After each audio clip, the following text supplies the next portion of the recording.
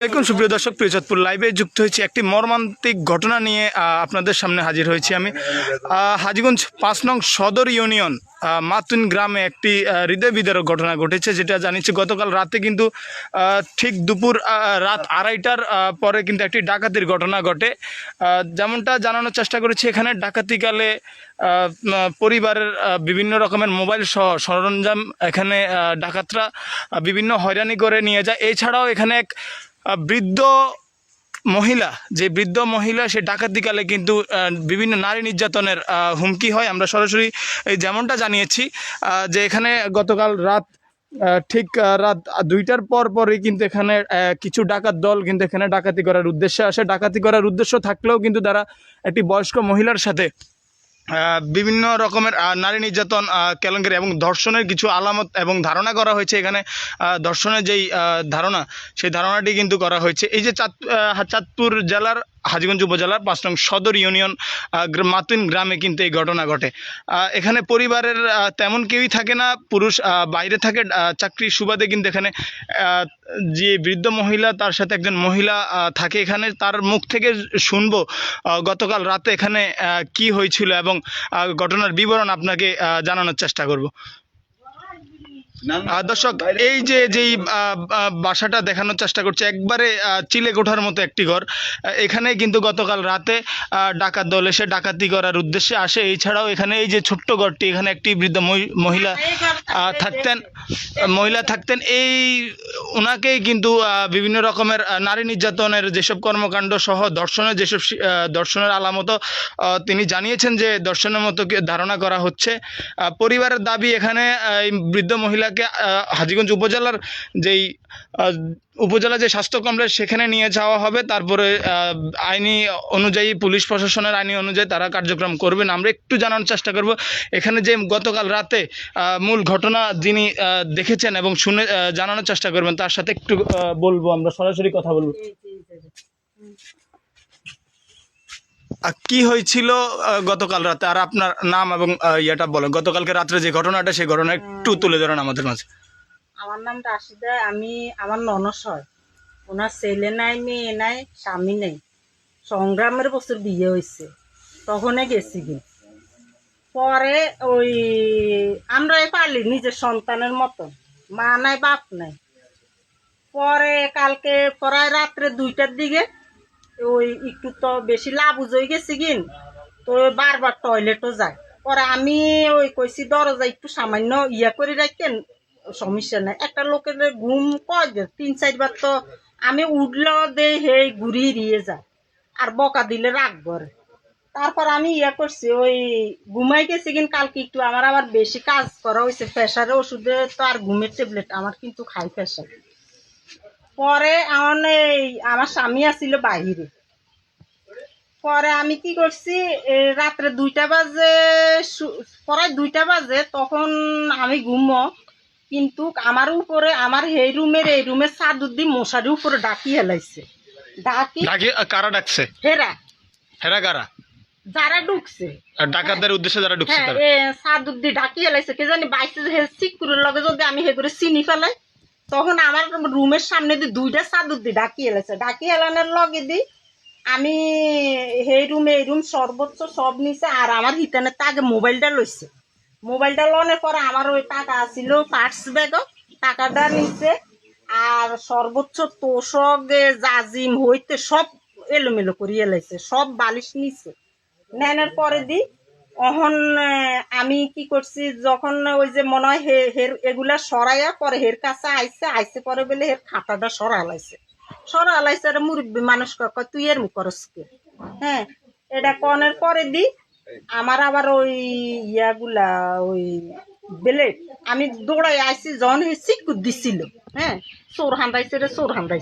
এর আগে কিন্তু হে চিকুট দেয় না। হ্যাঁ, পরে এগুলা ঘটনা এর সাথে করার পরে দি যখন ছাড়ি দিছে, পরে চিকুট দিচ্ছে। দেনের পরে আমি কি করছি, আমাদের তো আবার কারেন্ট নাই, হ্যাঁ আন্দারে। আমি কি করছি, হাতের লাইট বেজায়া তাগাদা করে করছি। ওই যে করছিলাম, দৌড়াই আসছে। আয়সা দেখি একটা তেলের বোতল আর একটা ব্লেড পায়ের দাঁড়িয়ে। তখন আমার সন্দেহ গেছে। তারপরে আমি মানি না যে একজন বুড়া 90 বছরের এতটুকু আল্লাহ মাফ করে তোবা তোবা যে এতটুকু ভাবাটা উচিত না।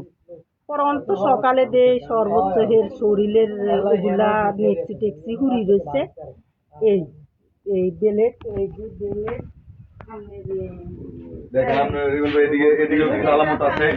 দর্শক যেমনটা জানার চেষ্টা করছি, এই যে বাড়ি এই রুমেই কিন্তু থাকতেন এই বয়স্ক মহিলা এবং তার পরিবার। এই বাসা থেকে কিন্তু গতকাল রাত্রে যে ঘটনাটি, এই যে যেমনটা জানানোর চেষ্টা করছি, এই যে ব্লেড এবং এই তেলের বোতল কিন্তু যেই বৃদ্ধ মহিলা যেখানে থাকতেন তার পাশেই কিন্তু পড়েছিল। আমরা ডাকাতের উদ্দেশ্যে কিন্তু যারা এসেছেন তারাই হয়তো এই যে ব্লেড এবং যে তেলের বোতল এগুলো কিন্তু এখানে রেখে গিয়েছেন। এছাড়াও এই পরিবারের দাবি, এছাড়াও এখানে ডাকাত দলের হাতে কিন্তু বিভিন্ন রকমের, যেমনটা জানানোর চেষ্টা করেছেন তারা, যে দা এবং রামদা আর যেই হাতে ছিল সেগুলো দিয়েই কিন্তু তাদের এই আক্রমণ করে। আক্রমণের উদ্দেশ্যে ডাকাতির উদ্দেশ্যে আসলেও কিন্তু তারা বয়স্ক নারী তার সাথে কিন্তু পরিবারের দাবি তার দর্শনের মতো কর্মকাণ্ড ঘটেছে। তারপরই কিন্তু আজকের সকালেই ওই বৃদ্ধ মহিলা কিন্তু একেবারে শয্যাশায়ী অবস্থায় পড়ে আছেন। পরিবার হাজীগঞ্জ উপজেলা স্বাস্থ্য কমপ্লেক্সে নিয়ে যাওয়ার ব্যবস্থা করছেন এবং করে তারপর বাকি যে আইনানুগ ব্যবস্থা তারা নেবেন। পরিবার জানিয়েছেন যে এখানে গতকাল রাত 2টায় এই যে বাড়িটি, এই বাড়িটিতে কিন্তু ডাকাত দল, প্রায় বেশ কিছু ডাকাত দল কিন্তু এখানে এসেছেন। তারা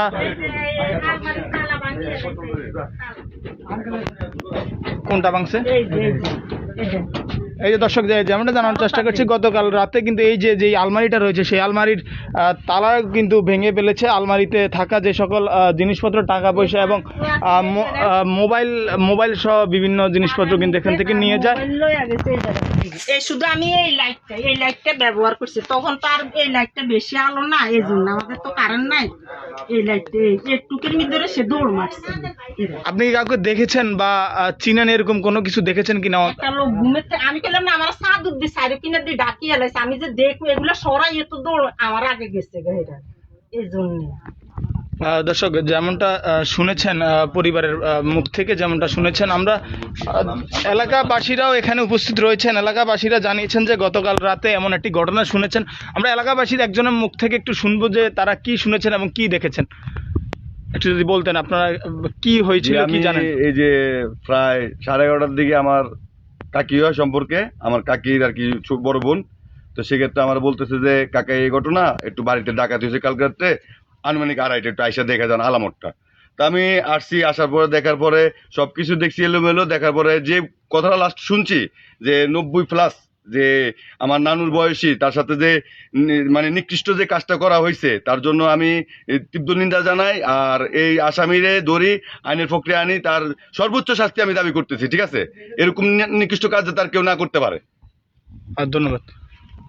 যেমনটা জানানোর চেষ্টা করছি, গতকাল রাতে কিন্তু একটা হৃদয় বিদারক যে ঘটনাটি, সেই হৃদয় বিদারক ঘটনাটি একটি 90+ বয়স্ক একটা বৃদ্ধ মহিলার সাথে কিন্তু ডাকাতির উদ্দেশ্যে এসেও কিন্তু অনৈতিক কর্মকাণ্ড করে গিয়েছেন এই ডাকাত সদস্যরা। পরিবারের দাবি তারা এই ডাকাত দলের সুষ্ঠু তদন্ত করে আইনি প্রক্রিয়ার মাধ্যমে এই তাদের বিচার চায়। এছাড়াও আরেকটি ঘটনা দেখানোর চেষ্টা করছি। এই যে দর্শক যেমনটা জানানোর চেষ্টা করছি, এই যেই আগুনে পোড়া যেই জাল জায়গাটি রয়েছে, এখান দিয়ে কিন্তু গতকাল রাত্রে এই সামনে যে বাড়িটি, এই বাড়িটি থেকে ডাকাত দল ডাকাতির উদ্দেশ্যে এসে যে মানহানিকর ঘটনা ঘটানোর পরপরই কিন্তু এখানে আগুন দিয়ে পোড়া দিয়ে এই রাস্তা দিয়ে বের হয়ে যায়। এই রাস্তা দিয়ে বের হয়ে যে কোনো একটি জায়গা দিয়ে কিন্তু তারা চলে যাওয়ার চেষ্টা করে। এছাড়া পরিবারকেও বিভিন্ন ধরনের হুমকি দামকিও দিয়ে যায়। এখানে পুরুষ না থাকায় হয়তো সুযোগ পেয়েছে, পুরুষ না থাকায় এমন অনৈতিক কর্মকাণ্ড করেছে এই ডাকাত সদস্যরা। তাদের দাবি যে তারা আইনি প্রক্রিয়ায় যাবে। আইনি প্রক্রিয়ায় গেলে পুলিশের প্রশাসনের দৃষ্টি আকর্ষণ করে বলেছেন যে তারা এই সুষ্ঠু বিচার চায় এবং এই বৃদ্ধ মহিলার সাথে যে অনৈতিক কর্মকাণ্ড করেছে এই অনৈতিক কর্মকাণ্ডের সুষ্ঠু তদন্ত এবং বিচার চেয়ে তাদের আইনি ডাকাতদের বিচার করা হোক। আমরা এখন জানবো পরিবারের যে দাবি, সেই দাবিগুলো। আমি আপনারা এখন কি চান? আমরা বিশ্বাস চাই যখন এরকম যেন আর কোনো বৃদ্ধ বয়সে এই 90 বছরের যেন আর কেউ এই ধরনের ইয়ে না হয়।